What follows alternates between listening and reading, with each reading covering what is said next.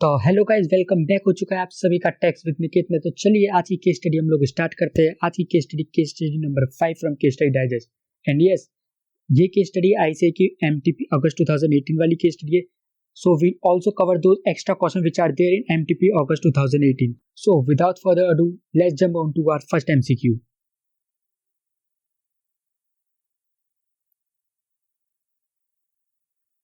देखते हैं first MCQ में हमसे क्या पूछा है। फर्स्ट एमसीक्यू में लिखा है, what is the residential status of mister रे टू पीवीसी 1928 2021। ठीक है, अब इससे रिलेटेड हम देख लेते हैं हमें केस स्टडी में क्या इन्फॉर्मेशन दी हुई है।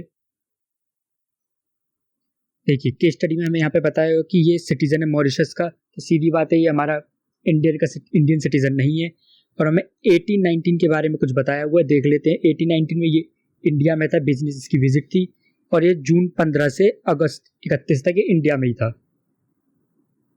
तो अब हम देख लेते हैं, अगर हम इससे निकालते तो यहाँ पे हमारा 78 डेज आ जाते हैं। ये हमें शायद ही हमें इसलिए दिए क्योंकि अभी पता नहीं है, हमने आगे पढ़ा नहीं है। तो मे भी 1819 तो हमारा प्रीसीडिंग प्रीवियस ईयर हुआ। तो क्योंकि ये हमारा इंडियन सिटीजन नहीं है, तो हमारी थर्ड वाली कंडीशन लग जाएगी, जिसमें होता है या तो वो 60 डेज वाली कंडीशन प्लस 365 डेज जो preceding the previous year, 4 previous year जो होते हैं, वाली कंडीशन हमारी लगेगी। तो उसमें शायद हमें काम आए प्रीवियस ईयर 1819 का डेटा। चलिए अब आगे देखते हैं, आगे हमें क्या दिया हुआ है इसमें। आगे में दिया हुआ है प्रीवियस ईयर 1920 में मिस्टर रे इंडिया में था, जो जुलाई 1 से सितंबर 28 तक, और प्रीवियस ईयर 2021 में ये था अप्रैल में और साथ में नवंबर 20 में भी। तो अगर हम निकालते हैं इसका, तो ये 1920 में तो ये 90 डेज रहा है, और 2021 में देखेंगे हमारा अप्रैल, मई और नवंबर इन सबको मिला के 91 डेज रहा है। तो अगर हम अपनी जो थर्ड कंडीशन देखते हैं, थर्ड कंडीशन हमारी क्या कह रही है। थर्ड कंडीशन सबसे पहले तो हमारी कहती है 60 डेज आपका करंट ईयर में होना चाहिए, जो कि हमारा हो रहा है दोनों केस में। ठीक है, साथ में क्या कहती है कि 365 डेज भी आपका होना चाहिए। 365 डेज कब होना चाहिए हमारा, फोर प्रीसीडिंग प्रीवियस ईयर में होना चाहिए हमारा।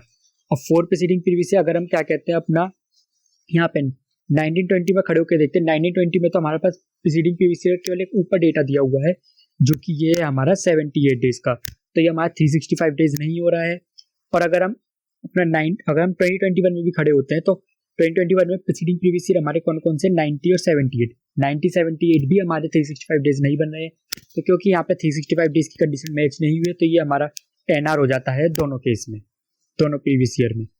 तो अब इसका आंसर देख लेते हैं, आंसर क्या है हमारा। तो इसका आंसर आता है एनआर नहीं, एनआर इन बोथ केस। तो इसका आंसर होता है, फर्स्ट का आंसर है बी। ठीक है, अब अपना नेक्स्ट देखते हैं। नेक्स्ट में हमसे क्या पूछा हुआ है। During the previous year 2021 mister Ray को रिसीव हुई है foreign currency equivalent to 75 lakh की रिसीव हुई है from sale of agriculture land in Mauritius. Money first receive तो मॉरिशस में हुई है, देन इंडियन बैंक में उसको रेमिट कर दिया गया है। तो जो अगर हमने पढ़ा हुआ है सेक्शन 6 क्या कहता है, एनआर के केस में केवल 2 ही तरह की इनकम हमारी टैक्सेबल होती है, जो इनकम रिसीव्ड या डीम टू रिसीव होती है, या फिर जो एक्रूअराइज या deem to accrue or arise in India होती है। लेकिन यहाँ पे कहीं भी हमें रेमिटेंस के बारे में नहीं कहा है, रिसीव हुई होगी तब मानेंगे हम उसको इनकम। तो यहाँ पे सबसे पहले एग्रीकल्चर एग्जाम्प्ट नहीं है, एग्रीकल्चर एग्जाम्प्ट नहीं होती, वो हमारी इंडिया की एग्जाम्प्ट होती है। और no because accrue or arise outside India is also received outside India. अब तक तो हमारा ये लग रहा है बी होना चाहिए। आगे देखते हैं, आगे यस बिल्कुल द सेम या नहीं, इस तरह का कुछ भी नहीं है हमारा। और नेक्स्ट देखते हैं, तो agriculture income not exempt in India क्योंकि रेसिडेंट नहीं है, तो रेसिडेंट है ही नहीं है। तो हमारा इसका आंसर हमारा हो जाता है बी, सेकंड का आंसर है हमारा बी। ठीक है, अब नेक्स्ट एमसीक्यू देखते हैं। नेक्स्ट एमसीक्यू में हमसे क्या पूछा है। नेक्स्ट एमसीक्यू में mister Bhandari hold share of RB private limited, if वो आरबी प्राइवेट लिमिटेड के होल्ड शेयर करता है, if he sell shares during the previous year 2021। तो बताओ कौन सा उसका स्टेटमेंट ट्रू होगा। तो सबसे पहले हम इसके लिए ऊपर इंफॉर्मेशन देख लेते हैं, हमें इंफॉर्मेशन क्या दी हुई है इसके लिए। हाँ जी, अब इसकी हम इंफॉर्मेशन देखते हैं, हमें यहाँ पे बताया हुआ है इसमें। यहाँ पे बताया कि उन्होंने एक कंपनी इनकॉर्पोरेट करी है, एक जिसका आरबी प्राइवेट लिमिटेड है, और जो मॉरिशस में है, इनकॉर्पोरेट मॉरिशस में करी उन्होंने 15 अगस्त को। ठीक है, जिसे डिसाइड करा कि मिस्टर रे और मिस्टर भंडारी है, ये केवल ये दोनों ही शेयर होल्डर होंगे, दोनों में इक्वल शेयर होल्डिंग है, और जो हमारा सीईओ है वो हमारा मिस्टर रे है। ठीक है, और आगे हमें एक और चीज दी है भंडारी के, मिस्टर भंडारी जो है गुड़गांव इंडिया में रहते हैं, मतलब भंडारी तो इंडियन रेसिडेंट बंदा है। लेकिन ये जो कंपनी है, ये कंपनी हमारी बाहर की कंपनी, फॉरेन कंपनी है। लेकिन अगर हम ये और देखते हैं, यहाँ पे हमें कहीं पे नहीं बताया कि इंडिया में रजिस्टर्ड है या नहीं है, तो मतलब ये इंडिया, तो ये रजिस्टर्ड इन इंडिया नहीं है। और इसके हिसाब से हम अपना आगे क्वेश्चन देखते हैं, इसमें क्या दिया हुआ है। हाँ, ये हमारा एमसीक्यू है।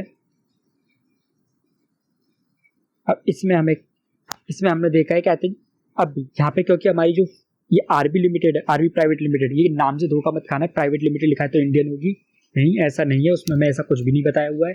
तो ये हमारी फॉरेन कंपनी है, और फॉरेन कंपनी के लिए अगर लॉन्ग टर्म कैपिटल एसेट बननी होती है, शेयर्स होते हैं, तो वो हमारे 2 ईयर्स की टाइम लिमिट होती है। आप देख लेना, इसमें 2 ईयर्स की टाइम लिमिट होती है। तो ये हमारा 2 ईयर्स से, अगर हम देखो वहाँ पे अगस्त 2019 में था, अगस्त 2019, और ये हमारा कब सेल कर रहा है, ये पीवीसी 2021 में कहा था, 2 साल से कम कर रहा है, तो होगा तो हमारा शॉर्ट टर्म। अब शॉर्ट टर्म में या तो हमारा 111A में चला जाएगा, या फिर हमारी ऊपर वाली नॉर्मल प्रोविजन में चला जाएगा। अब किस में जाएगा हम देख लेते हैं। अब हमारा जो 111A है, 111A क्या कहता है, उसमें कहते हैं जब एसटीटी लगेगा आपका सेल पर तभी लगता है।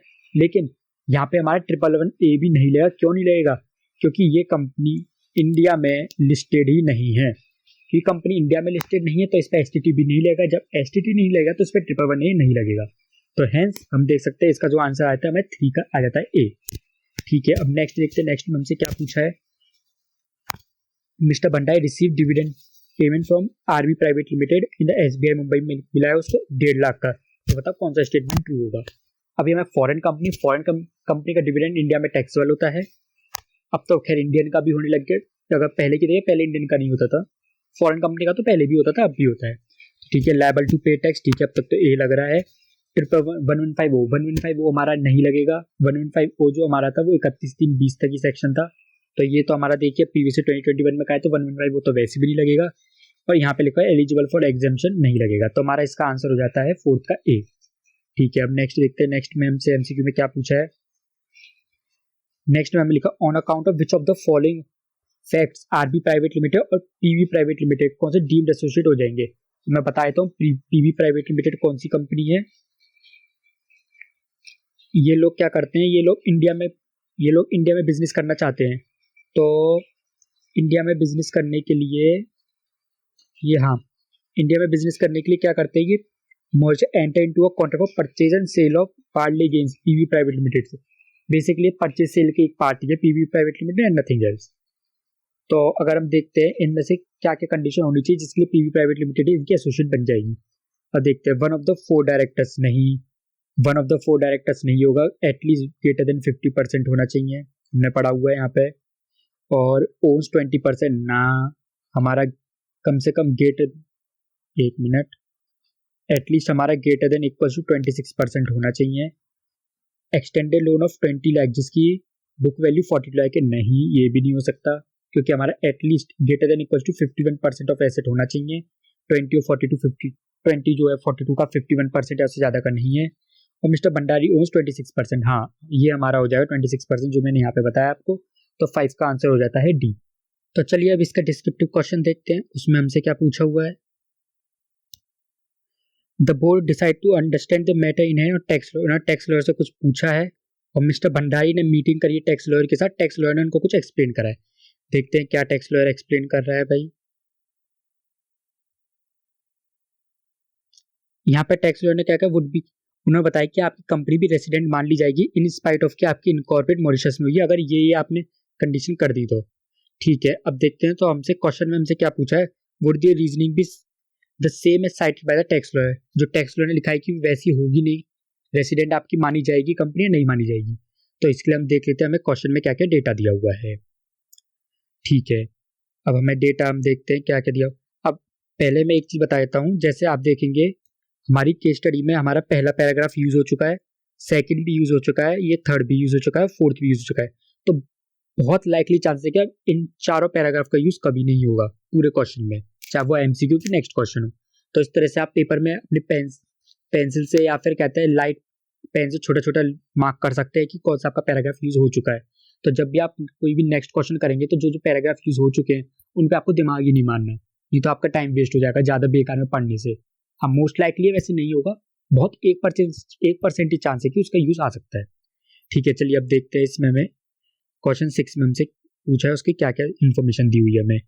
दिया हुआ after the formal registration of the company एक फाइंड सूटेबल स्पेस, इन्होंने क्या करा है पोर्ट लुइस में अपना ऑफिस बना लिया है। और इन्होंने क्या करा, इन्होंने यहाँ पे एम्प्लॉय कर लिया ऑफिस मैनेजर रेसिपिएंट जो है मिस्टर सुंदरम को अपॉइंट कर लिया है। और इन्होंने 2 इंडिविजुअल भी अपॉइंट करे हुए हैं, इंद्र और रघु। ओवर द 10 ईयर्स इनको एक्सपीरियंस है for leading the retail brand, Mauritius में ही सब काम करेंगे अपना। For the financial year 2021 aggregate जो पे करेंगे वो 15 लाख पे करेंगे। अब यहाँ पे एक चीज देखने वाली, मिस्टर सुंदरम, मिसेस इंद्र और मिस्टर रघु, इन तीनों के नाम भले ही आपको इंडियन जैसे लगेंगे पर यहाँ पे इनके रेसिडेंशियल स्टेटस के बारे में कुछ भी नहीं बोला है। तो और ऊपर से यहाँ पे ये और है, ये सब कहते हैं मॉरिशस में काम कर रहे हैं तो हमें इनको एनआरई मानना है। हम इनको एनआरई मानेंगे जब तक हमें इनका रेसिडेंशियल स्टेटस ना बताया हो।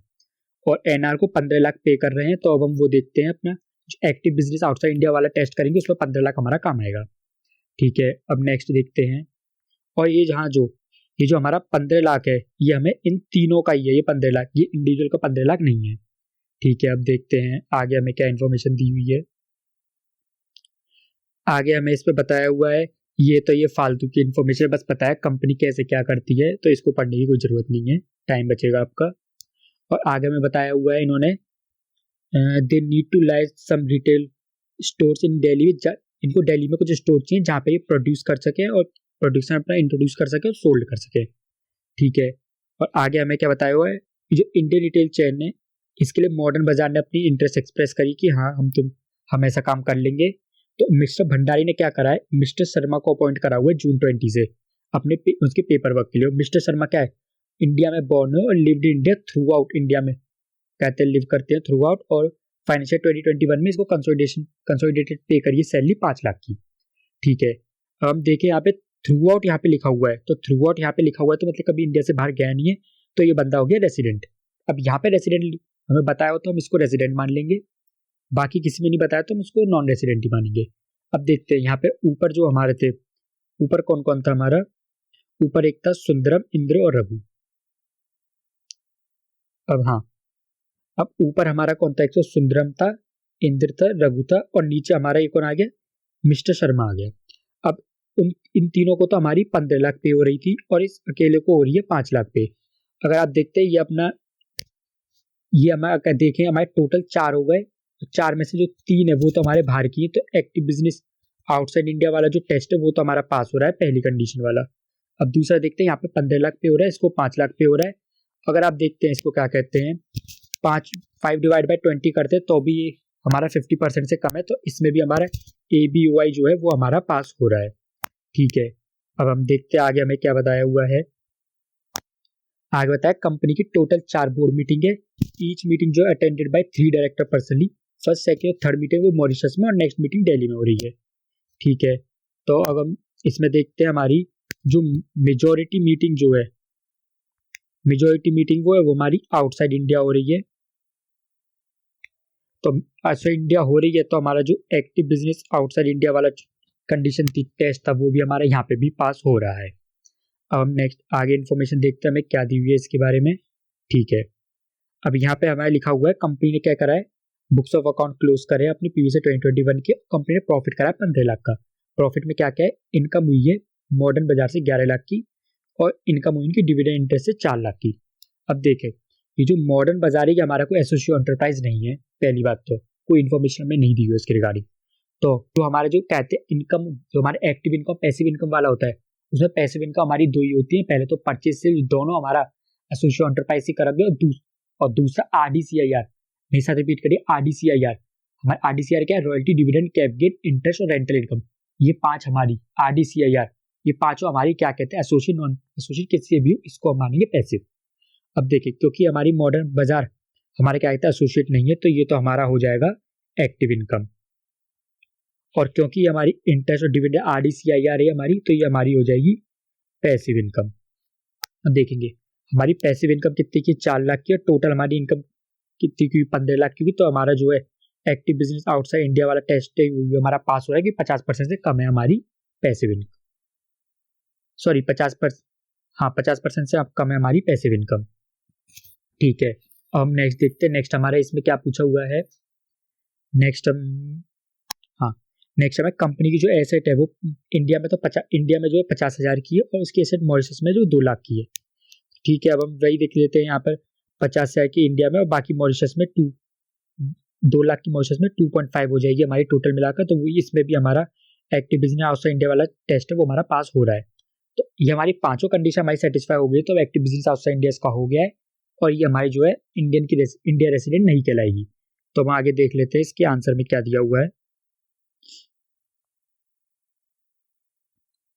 हाँ, अब देख लेते हैं, ये तो वैल्यू ऑफ एसेट आप देख लेते हैं 2,50,000 है, ये तो सेम है या ये जो सेम है जैसे मैंने आपको एक्सप्लेन करा था वही है। ये भी सेम ही है जैसे मैंने आपको बताया था, 4 लाख और 15 लाख हमारा हो गया। उसके बाद हम देखते हैं ये भी इन्होंने वैसे निकाला 4/15 निकाला हुआ, ये भी सेम है अपना। और मैं आपको पढ़ा देता हूँ इनमें एक्चुअली में इन्होंने लिखा क्या हुआ है। तो कंपनी का एक्टिव बिजनेस आउटसाइड इंडिया है कि मेजोरिटी ऑफ बोर्ड मीटिंग तो इनकी पोएम जो है आउटसाइड इंडिया मान लिया जाएगा। ठीक है, बट हाँ, अब वहाँ पे मैंने जो इन्फॉर्मेशन कुछ छोड़ दी थी मैं वो पढ़ा देता हूँ आपको। उसमें ज़्यादा कोई खास इन्फॉर्मेशन है नहीं है वैसे इसमें। हाँ, यहाँ पे क्या हुआ, इनकी 3 मीटिंग सॉरी यहाँ पे इनकी 3 मीटिंग है। फर्स्ट मीटिंग जो है, सेकेंड मीटिंग और third meeting, sorry fourth meeting भी है। इनमें कुछ खास की बात नहीं है, बस यहाँ पे देख लेते हैं। यहाँ पे जो फर्स्ट मीटिंग में बताया हुआ है कि जो मैटर इन्वॉल्व इसमें एक्सपेंडिचर 25,000 से ज़्यादा का होगा उसे मिस्टर रे की अप्रूवल चाहिए होगी। और सेकंड में तो कुछ भी नहीं है। थर्ड में बताया 25 लाख की जो क्या कहते हैं 20% का जो फंड्स इन्फ्यूज कर रहे हैं, और फोर्थ मीटिंग में भी कुछ नहीं बताया हुआ है। ठीक है, अब हम इसके आंसर पे देखते हैं। आंसर में लिखा हुआ है क्योंकि इसका तो एक्टिव बिजनेस आल्सो इंडिया है, फिर भी अगर हम देखते हैं जो डी फैक्टो जो अथॉरिटी वो मिस्टर रे को ट्रांसफर करी, क्योंकि जो फाइनल वर्ड है वो मिस्टर रे का है, क्योंकि हर बार 25,000 से ऊपर का जो एक्सपेंडिचर होगा वो उसके लिए उसकी फाइनल अप्रूवल लगेगी। तो यहाँ पे जो आरबी है वो एनआर मानी जाएगी सिंस इसका पोएम जो है आउटसाइड इंडिया है। तो इसके लिए हम कंक्लूजन जो वो सब डिफरेंट है, जितना जो लॉयर ने बताया तो उससे डिफरेंट है। हमारी जो इनकम जो हमारी एनआर मानी जाएगी RB private limited for assessment 21-22। चलिए अब हम इसके डिस्क्रिप्टिव क्वेश्चंस देखते हैं हमसे उसमें क्या पूछा हुआ है। तो हमसे डिस्क्रिप्टिव क्वेश्चन में यहाँ पे क्या पूछा हुआ है। डिस्क्रिप्टिव में पूछा एज्यूम मिस्टर भंडारी ने एक आरबी लिमिटेड का पुणे में ऑफिस ओपन करा है, उसके लिए मिस्टर शर्मा को अपॉइंट कर दिया है। आरबी लिमिटेड एडवर्टाइजिंग कराने की सोची स्मार्ट बुक से, उसके लिए उसने उसको 10 लाख पे करे स्मार्ट बुक को ऑनलाइन एडवर्टीजमेंट के लिए। एज्यूम करने की स्मार्ट बुक की कोई भी पी नहीं है इंडिया में। ठीक है, अब इसके रिलेटेड क्या क्वेश्चन है, जो फी पे करेगा ऑनलाइन एडवर्टीजमेंट की स्मार्ट बुक की कोई टैक्सेबल होगी इंडिया में, नहीं होगी। अब हमने यहाँ पे पढ़ा हुआ है, हमारा लग जाएगा सेक्शन 165 जो बोलता है इक्वलाइजेशन लेवी डायरेक्ट होगा। अब इक्वलाइजेशन लेवी हमारा क्यों लगेगा, हमें बात 3 चीज़ों की वजह से लगेगा। पहला तो इसकी स्मार्ट बुक की कोई पी नहीं है इंडिया में, तो जो इफेक्टिव कनेक्टेड कुछ नहीं है इसका इंडिया में पी से। और सेकंड, हमारा जो सेकंड है वो है ऑनलाइन एडवर्टीजमेंट, जो ऑनलाइन एड से रिलेटेड है तो उसके लिए लग जाएगा। और थर्ड है हमारा कि 1 लाख से ज़्यादा का उसने पे करा है, 10 लाख पे करा हुआ। तो इन तीनों कंडीशन को हम देखें तो इसका इक्वलाइजेशन लेवी यहाँ पे लग जाएगा। ठीक है, और दूसरा बता दें, अगर आंसर ए का एफर्मेटिव है तो बताओ उसको रिक्वायरमेंट टैक्स वेट करने की है कि नहीं है। अगर उसने नहीं करा तो बताओ क्या कॉन्सिक्वेंस होंगे। अब पहले यहाँ पे एक चीज़ ध्यान देना है, यहाँ पे डायरेक्ट टैक्स जो बोला है यहाँ पे इसको टीडीएस से कंफ्यूज नहीं होना है आप सब किसी को भी। यहाँ पे अब हम सोचेंगे यहाँ पे तो सीधे हमारी इक्वलाइजेशन लेवी की रिक्वायरमेंट होती है, टीडीएस की कोई रिक्वायरमेंट ही नहीं होती, तो हमें तो कुछ डायरेक्ट करना ही नहीं है। लेकिन यहाँ पे जो टैक्स का मतलब वो लेवी से मतलब है। बेसिकली इंडियन गवर्नमेंट को कुछ टैक्स मिला है कि नहीं मिला है, वो लेवी के रूप में उसको टैक्स मिला हुआ है। तो यहाँ पे उस टैक्स की बात हुई, यहाँ पे एक्चुअल जो टीडीएस है जो हमारे सेक्शन जो 194 वाले उनमें से किसी की बात नहीं हो रही है। तो यहाँ पे हाँ हमें टैक्स में कहते हैं रिक्वायरमेंट है डायरेक्ट करने की, तो बताओ अगर नहीं करा तो बताओ क्या कॉन्सिक्वेंसेज हो सकते हैं। तो कॉन्सिक्वेंसेज क्या है हमारे हमें कहते हैं इक्वलाइजेशन लेवी की, सबसे पहले तो हमें जो इक्वल जो होती है हमारी उसकी हमें पेनल्टी लग जाएगी जितनी की हमारी इक्वलाइजेशन लेवी होती है। और दूसरा यहाँ पर है हमें एक तो पेनल्टी लग जाएगी और साथ साथ में जो 40 AI भी हमने पढ़ा हुआ है अपना पीजीपी वाले में, वहाँ पे हमारा डिसअलाउंस हो जाएगा अगर हमने कोई भी इक्वलाइजेशन लेवी डायरेक्ट नहीं करी और अगर करनी थी हमें। और थर्ड हमसे क्या पूछा, what are the provision incorporate करें income tax Indian tax law में टू अवॉइड डबल टैक्सेशन। यहाँ पे गवर्नमेंट ने क्या करा हुआ है, यहाँ पे सबसे पहले तो इक्वलाइजेशन लेवी है जो हमने अपने एक्शन प्लान में पढ़ा है उसके अकॉर्डिंग गवर्नमेंट उसने एक्शन प्लान को लाया हुआ है इनकम टैक्स लॉ में, जिससे कि DTAA वो डबल टैक्सेशन ना हो। तो उसके लिए यहाँ पे तो उनको क्या कहते हैं, सॉरी TDS नहीं है यहाँ पे इंडियन गवर्नमेंट को यहाँ पे इसके रूप में टैक्स मिल चुका है और साथ में टैक्स यहाँ पे मिल गया है। तो उन्होंने सेक्शन 1050 जो लाए हैं उसमें इनको एग्जेम्प्ट कर दिया है, जो भी क्या कहते हैं इनकम थी उनकी, जो भी एडवर्टीजमेंट वालों की इनकम है। तो अब देख लेते हैं आंसर में हमें क्या दिया हुआ है।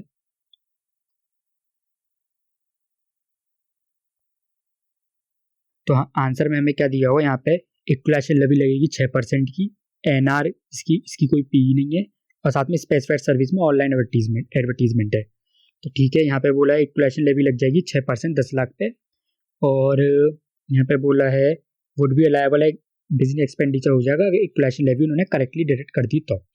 ठीक है, अगला पूछा था आपको डायरेक्ट नहीं करी तो बताओ क्या हो सकता है भैया। तो इन्होंने बोला liable to direct equalization levy है 60, यहाँ पे 60,000 कैसे आया हुआ है, 60,000 66% को 10 लाख पे करा हुआ है तो 60,000 हमारा आ जाएगा। यहाँ पे बताए अगर फेल्स टू डायरेक्ट करता है तो उसको क्या कहते हैं, फेलियर टू लायबल टू पे इक्वलाइजेशन 7 अप्रैल तक, जो नेक्स्ट मंथ की 7 तारीख हुई तब तो उसको पे करना पड़ जाएगा। जो लेवी तो पे करनी पड़ेगी, साथ में जो पेनल्टी होगी जो इक्वल अमाउंट की, इक्वल अमाउंट मतलब कितनी हमारी, इक्वल अमाउंट मतलब हमारी होगी 60,000 की, वो पे करनी पड़ेगी, साथ साथ में डिसअलाउ भी हो जाएगा एक्सपेंडिचर 40 आईवी में। और थर्ड था कि बताओ इंडियन टैक्स लॉ में क्या आया है डबल टैक्सेशन खत्म करने के, सेक्शन 250 आया मैंने बताया था, जो एग्जेम्प्ट करता है इनकम को providing specified service for online advertisement. तो ठीक है फ्रेंड्स, अब यहाँ पे हमारी केस स्टडी डाइजेस्ट की केस स्टडी खत्म होती है। जिन केवल केस स्टडी डाइजेस्ट करनी थी वो यहाँ से जा सकते हैं। अब जो मैं MTP 2000 अगस्त 2018 में जो केस स्टडी आई थी उसमें जो एक्स्ट्रा MCQ और डिस्क्रिप्टिव क्वेश्चन थे, अब मैं उनको पिक करूंगा। तो चलिए फ्रेंड्स, अब हम अपने MTP वाली केस स्टडी उठाते हैं, इसमें क्या दिया हुआ है हमें। ठीक है, अब हम इसके MCQ करते हैं। सबसे पहले MCQ में हमसे पूछा हुआ है यहाँ पर, which of the following factor is not to be considered as OECD में हमें रेसिडेंस के लिए क्या कंसिडर नहीं करना पड़ता है इनमें से। तो हमें क्या क्या दिया हुआ है, हैबिचुअल अबोर्ड करना पड़ता है, सेंटर वाइटर इंटरेस्ट होता है, और ओन हाउस को उसने रेंट पे दे दिया 10 साल से, तो मत ठीक है देखते हैं इसको, और फ्लैट उसने रेंट पे लिया है 10 साल के लिए। ठीक है, अब सबसे पहले तो जो हम रेंट पे ले लेते हैं प्रोलॉन्ग्ड पीरियड के लिए, यहाँ पे वर्ड है प्रोलॉन्ग्ड पीरियड के ले लेते हैं, तो हमारा क्या कहते हैं, मान लेते हैं उसको क्या कहते हैं रेसिडेंस के लिए। और दूसरा यहाँ पे हमारे का जो हाउस है वो हमें अवेलेबल और ऑल टाइम्स होना चाहिए, मैंने आपको पहले की स्टडी में बताया हुआ है ऑल टाइम्स अवेलेबल होना चाहिए। ये क्योंकि उसने क्या कहते हैं अपना ओन हाउस रेंट पे दे दिया है, उसने यहाँ पे रेंट पे दिए तो उसके लिए अवेलेबल नहीं है, तो ये हमारा आंसर हो जाएगा इसका सी को हम नहीं मानेंगे। ये हमारा कहाँ पे दिया हुआ है इसमें बता देता हूँ, आप इसके लिए आर्टिकल 4 चेक कर सकते हैं इसका। ठीक है, अगर नेक्स्ट क्वेश्चन देखते हैं, नेक्स्ट में हमसे क्या पूछा है, नेक्स्ट पूछा है if a company residence of two country X जो प्लेस ऑफ इनकॉर्पोरेशन और कंट्री वाई में इसका इफेक्टिव मैनेजर, तो बताओ would be resident country Y, मतलब उसका place of active management resident माना जाएगा बीइंग रेसिडेंट मैनेजमेंट, तो बताओ किसकी तरफ से, OECD UN US या फिर दोनों। ठीक है, अब यहाँ पे हम देखते हैं, हाँ यहाँ पे जो हमें जो मैनेजमेंट की जो बात करता है प्लेस ऑफ मैनेजमेंट, ये तो हमारे दोनों मॉडल बात करते हैं, चाहे हमारे UN हो कि OECD हो, लेकिन जो इनकॉर्पोरेशन की बात करता है, इनकॉर्पोरेशन की बात हमारा केवल UN मॉडल करता है। ये हमारे कौन से आर्टिकल में लिखा हुआ है, ये हमारा लिखा हुआ है आपके आर्टिकल नंबर 4 जो रेसिडेंसी वाला है। ठीक है, अब हम देखते हैं यहाँ पे तो, लेकिन हमें क्या कहते हैं POEM मैनेजमेंट, क्या है मैनेजमेंट तो दोनों बात करते हैं, तो हमारा जाएगा D ARB both OECD and UN model. ठीक है, नेक्स्ट पे देखते हैं, नेक्स्ट में हमसे क्या पूछा है, कंपनी रेसिडेंस है दोनों दो स्टेट की, कंट्री एक्स की यहाँ पे इनकॉर्पोरेशन है, वाई में मैनेजमेंट है, तो वो किसी की भी नहीं मानी जाएगी, ना कंट्री एक्स ना कंट्री वाई की, प्रोवाइडेड बताओ OECD UN US है बोथ। सीधी बात है, जैसे हमने ऊपर बताया कि ऊपर हमारा मैनेजमेंट हमें दोनों में बताया होता है, और क्या कहते हैं इनकॉर्पोरेशन हमें केवल UN में बताया होता है, मतलब हमें कहीं ना कहीं बताया तो होता ही है। अब यहाँ पे इन्होंने कहा कि कहीं की भी मानी जाएगी, इनकॉर्पोरेशन हो या ना हो, मैनेजमेंट हो या ना हो, तो हमारे क्या कहते हैं इन्होंने कहा कि कुछ भी नहीं होगा। तो जो हमने OECD में पढ़ा, OECD में तो हमें दोनों बोला हुआ है, UN में भी हमें कम से कम इनकॉर्पोरेशन का तो बोला ही हुआ है, तो हमारा जो US है US वाला हमने पढ़ा नहीं है, और D वाला तो केवल ऊपर वाले दोनों को बोलता है, तो हमारा हम इसको टिक कर देंगे C US मॉडल कन्वेंशन। ठीक है, अब नेक्स्ट देखते हैं, नेक्स्ट में हमसे क्या पूछा है, हाँ नेक्स्ट में हमसे पूछा है एज पर OECD मॉडल कन्वेंशन P बताओ, P में क्या नहीं आता, ब्रांच ऑफिस फैक्ट्री और अपना वेयर हाउस। तो अब हम देखेंगे, अगर हम अपना यहाँ पे चेकआउट करते हैं अपना आर्टिकल 5, और स्पेसिफिक बताता हूँ आर्टिकल 5 का पैरा जो 2 है, उसमें जो है हमारा क्या कहते हैं ब्रांच दिया हुआ है, ऑफिस दिया हुआ है, फैक्ट्री दिया हुआ है, इसके साथ में वहाँ पे कहते हैं वर्कशॉप और माइन भी दिया हुआ है, लेकिन वेयर हाउस हमें नहीं दिया हुआ, तो हमारा आंसर हो जाएगा इसका D। ठीक है, अब नेक्स्ट देखते हैं, इसमें जो मैं एक्स्ट्रा है वही करा रहा हूँ, जैसे हमारे जो 9th वाला ये तो हमारा सेम है, तो मैं इसको नहीं करा रहा हूँ। 9th वाले में हमसे क्या था वही पूछा हुआ था ना, क्या इसमें 4 चीज़ें हमें बताई थी, क्या कहते हैं 20% और 20 लाख उसने लोन दिया है, 42 लाख की एसेट है, 26% करता। बताओ वो पीबी लिमिटेड कैसे उसकी वो बनेगी एसोसिएट। तो 10th क्वेश्चन है वो उसी से रिलेटेड है। 10th में क्या पूछे, in addition to answer question 9 अब what else need to be prove to इनको ट्रांसफर जो है इंटरनेशनल ट्रांजेक्शन। ठीक है, उसमें बताए एसोसिएट तो बन गया, अब साथ में इंटरनेशनल ट्रांजेक्शन बनने के लिए बताओ उसको क्या और प्रूव करना पड़ेगा। तो हमने जो पढ़ा हुआ ट्रांजेक्शन तो हमारा, एक मिनट, हाँ हमने पढ़ा हुआ जो ट्रांजेक्शन तो हमारा ए के बिटवीन होना चाहिए, पहली कंडीशन ये है। दूसरी कंडीशन है वन ऑफ देम जो है हमारी एनआर होनी चाहिए, नहीं तो हमारा इंटरनेशनल ट्रांजेक्शन बनेगा ही नहीं।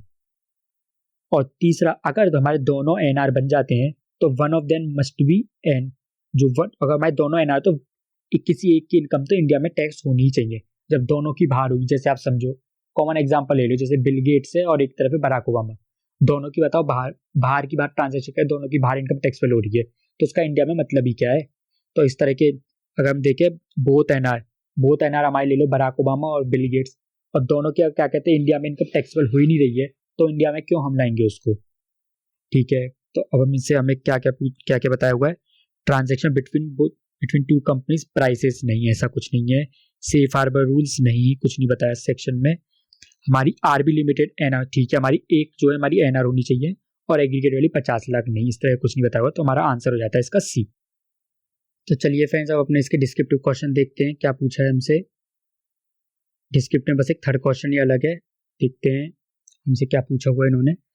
RB limited wants to bind advice related to tax liability, उनको इन्फॉर्म करा है कि मॉडर्न लिमिटेड को जब वो पेमेंट करेंगे तो उनको कुछ क्या कहते हैं टैक्स उनको विदहेल्ड करना है। तो बताओ उनके पास क्या क्या एवेन्यू अवेलेबल है।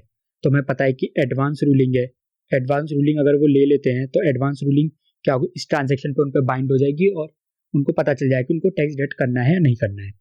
ठीक है, और आगे वाले हमसे क्या है, शुड आरबी लिमिटेड को एप्लीकेशन फाइल करनी चाहिए या फिर मॉडर्न वाले को, मॉडर्न बाजार को। उनकी टोटल वैल्यू ट्रांजेक्शन की है वो है 50 लाख। अब ठीक है, 245N जो है उसमें क्या है, दोनों कर सकते हैं, एनआर भी कर सकता है और रेसिडेंट भी कर सकता है। लेकिन रेसिडेंट एप्लीकेंट कब कब कर सकता है, रेसिडेंट एप्लीकेंट कब कर सकता है, दो केस में कर सकता है, जब एक तो रेसिडेंट की खुद की लायबिलिटी हो, एनआर की लायबिलिटी हो। अगर एनआर की लायबिलिटी तो उसके लिए कोई लिमिट नहीं। सबसे पहली बात है 245N जब भी पढ़ो तो उसमें कभी कंफ्यूजन हो, सबसे पहले ये देखो कि जहाँ कहीं भी अगर एनआर आ रहा है कहीं तो सरकार खुश हो जाएगी कि भाई एनआर आ रहा है, एनआर अगर हमसे कुछ भी पूछेगा हम तो उसको तुरंत बता देंगे, भाई उससे कोई भी कंडीशन नहीं लगानी। जहाँ पे रेसिडेंट आएगा सबसे पहले हमें उसी को पकड़ना है, रेसिडेंट को ही पकड़ना है हमें। तो क्योंकि यहाँ पे देखिए, यहाँ पे एक रेसिडेंट यहाँ पर आ गया, एक मिनट, रेसिडेंट हमारा यहाँ पे, लेकिन यहाँ पे एनआर आ गया तो बढ़िया, सरकार खुश होगी, सरकार को कोई लिमिट नहीं चाहिए भाई। यहाँ पे आप देखोगे यहाँ पे रेसिडेंट आ गया और यहाँ पे भी रेसिडेंट आ गया, रेसिडेंट कह रहा है मैं अपने लिए ही मांग रहा हूँ भाई, तो उसका नहीं नहीं भाई ऐसा नहीं, हम तो भैया तो उससे 100 करोड़ की तेरे जब ट्रांजेक्शन वैल्यू से ज्यादा होगी तभी हम लाएंगे भाई तुझे। तो यहाँ पे देखेंगे, यहाँ पे हमने देखा है कि जो हमारा आरबी लिमिटेड है वो तो हमारा क्या है, वो है हमारा एनआर, जब हमने ऊपर अपना इसका कैलकुलेट करा था। और मॉडर्न बाजार जो है, मॉडर्न बाजार तो इंडिया की है तो वो तो होगी रेसिडेंट। तो अब ठीक है, ये तो फिर दोनों, इस केस में तो देखो दोनों ही कर सकते हैं, मॉडर्न बाजार तो रेसिडेंट है वो तो कर ही सकती क्योंकि एनआर आ जाएगा उसमें, और साथ में एनआर तो कर ही सकता है। एनआर अगर आ गया तो एनआर में कहीं भी देख लेंगे। तो अगर रेसिडेंट कर सकता है क्योंकि उसमें एनआर है ट्रांजेक्शन में, एनआर तो खुद तो कर ही सकता है चाहे वो उसके साथ में रेसिडेंट हो या फिर कोई और हो, कुछ भी हो। ठीक है, और आगे देखते हैं आगे हमसे क्या पूछा है, are there any grounds for request may be denied. Request denied कब कर सकता है, हमने पढ़ा है 245 में हमने तीन चीजें पढ़ी है। जल्दी जल्दी बताइए कौन कौन सी हमने तीन चीजें पढ़ी हुई है। सबसे पहले तो हमने पढ़ी है कोई भी हमारा कहते हैं पेंडिंग नहीं होना चाहिए केस। दूसरा हमने क्या पढ़ा है, एफएमवी से रिलेटेड नहीं होना चाहिए प्रॉपर्टी की। और तीसरा हमने क्या पढ़ा है, तीसरा हमने पढ़ा हुआ है कि जो भी क्या कहता है हमारा वो अवॉइडेंस ऑफ टैक्स से रिलेटेड ट्रांजेक्शन नहीं होना चाहिए। इन तीनों से रिलेटेड होगा तो हमारा क्या कहते हैं, हमारा हो सकता है क्या कहते हैं वो डिनाइड कर सकता है। ठीक है, हम इसके आंसर में देखते हैं, आंसर में हमने क्या क्या दिया हुआ है, आंसर में देखते हैं। हाँ, थर्ड का आंसर हमें दिया हुआ है। यहाँ पे क्या है, एक एवेन्यू जो उसके पास अवेलेबल है एआर का अवेलेबल है। ठीक है, तो RB private limited whether not modern Bazaar can withhold the tax at source, तो हेंस एवेन्यू अवेलेबल फॉर। ठीक है, इसमें तो वही लिखा हुआ है। आगे देखते हैं, आगे यहाँ पे क्या लिखा हुआ है, to approach AR applicant must be eligible for 245N में एलिजिबल होना चाहिए। एलिजिबल कौन कौन होता है, एक तो एनआर होता है, कुछ रेसिडेंट होते हैं। तो रेसिडेंट अप्लाई कर सकता है as long as tax liability pertain to NR, मैंने बताया था एनआर होगा तो उसके लिए क्या कहते हैं, the value of transaction doesn't matter. तो hence here modern Bazaar already having enter into transaction with RB, तो can make an application before, या तो ऑल्टरनेटिवली आरबीआई वो भी एप्लीकेशन कर सकती है। और नेक्स्ट में क्या दिया हुआ है, नेक्स्ट में बताया हुआ है यहाँ पर कि जो एआर है उसके पास जो जुरिसडिक्शन है, here the matter it feels a transaction में be enter parameter by tax avoidance. मैंने बताया था टैक्स अवॉइडेंस हो सकता है, दो चीज़ें और है, पेंडिंग बिफोर आईटीए और ट्रिब्यूनल, और तीसरा है हमारा जो फेयर मार्केट वैल्यू। तो इन तीनों से होगा तो कर सकता है, लेकिन हमारी करंट कंडीशन में ऐसे तीनों कुछ नहीं है तो वो हमें डिनाई नहीं कर सकता। So friend, that brings us to the end of this video. If you have any doubt regarding this case study or in paper 6 in general, just drop a comment, I'll reply to you for sure. If you have a little extra time, you can join our Telegram channel. I post MCQs there and you can also discuss with me your queries. So if you like this video, just hit the like button. If you appreciate the effort, hit the subscribe button. We'll meet in the next video with next case study. Till then, take care and bye bye.